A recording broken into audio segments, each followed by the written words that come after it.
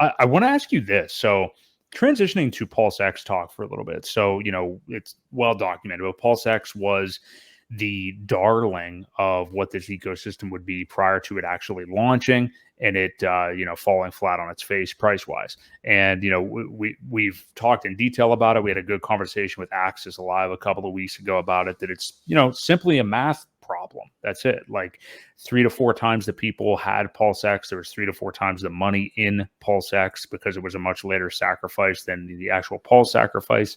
And we've seen that reflected in the price. The nice thing is we haven't really seen the ratio get to catastrophic territory at all. The worst it's really gotten prior, other than ratio trading days, those first couple days when the PulseChain bridge was clogged up, worst it's gotten really is like 1 to 4. Essentially Pulse to PulseX, and I think it's recovered on that a little bit now. But it hasn't gotten that disastrous as far as the ratio goes. Now the PulseX to die chart or whatever you want to look at is not looking very good, obviously. Yeah. But in terms, not just the price, so that's price, but actually talking about sentiment around the DEX, because again, everybody was pumping this thing up. We all think it was because they were pumping their bags. That's what everybody had the most of, and the buy and burn narrative and everything. Well, the buy and burn is still there. It's still working. We just don't have the activity on the chain that we think we're going to have a year, 2 years from now. So this is very interesting. And this is one reason of many that Gary, Funding Jim, is such a great part of this community. And to somebody who didn't know who he was, maybe, or you never really heard of him before, you would think that he was maybe like trolling Sami in this tweet that I saw, but this is a really good conversation. So Sami tweeted that if PulseX got to, I guess he has this 3 cent idea in mind, because I think Westcott was talking about 3 cents. I don't know, but Sami was laying out that like HEX would have to be $28 for that to be a possibility. So basically just saying that's not going to happen. But Gary's follow-up tweet, so he just said generally about PulseX, what do you see as the strongest reasons to choose PulseX token rather than any other PRC20 DEX? And, we have other ones. You and I have both been talking about Piteous a lot and using it. I've used it for my last few buys and I love it. Like it's a DEX aggregator that's awesome. So we've been using that. Mm-hmm. But Gary says, I'm curious how you value baked in price of the SAC value versus the token itself, talking about PulseX.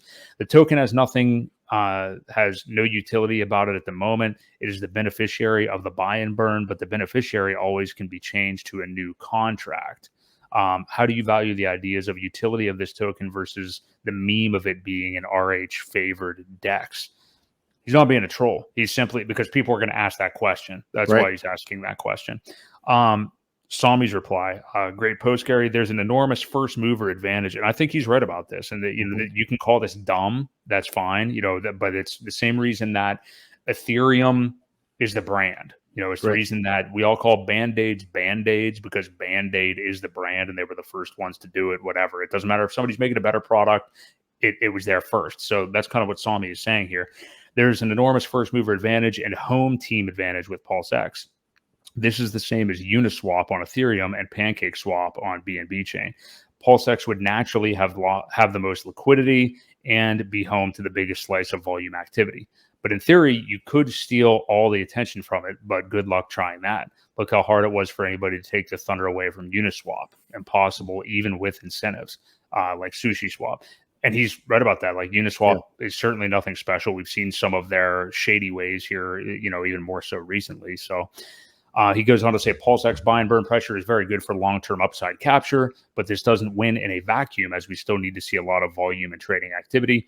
BNB coin has allegedly profit rotated from Binance exchange fees profit. So it's a good example to show people what's possible. So owning PulseX is owning the casino. I think he's right about that. I mean, it's a good argument to say, there are other DEXs. Again, I've been using Piteous, actually, not PulseX. But in terms of the token, it's an RH product, first mover advantage, the buy and burn, in there. It's going to be the one that people use the most often. I think he's right on all those points. So it's a great question by Gary, and I think a good answer by Sami. But what do you think, Ewok? Does it work out that way? What do you think? I think so, too. I think first mover advantage has a lot to do with it. As far as Piteous, or I think it's Piteous, but either way, as far as that aggregator is concerned, you're still using you're still using PulseX. Mm.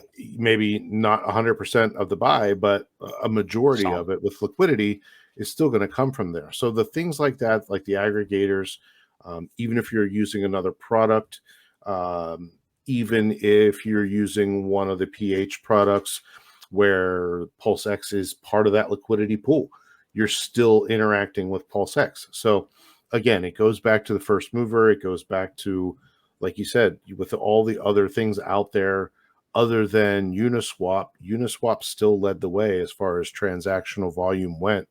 And when that transactional volume starts to take off, you're definitely going to notice it in the buy and burn.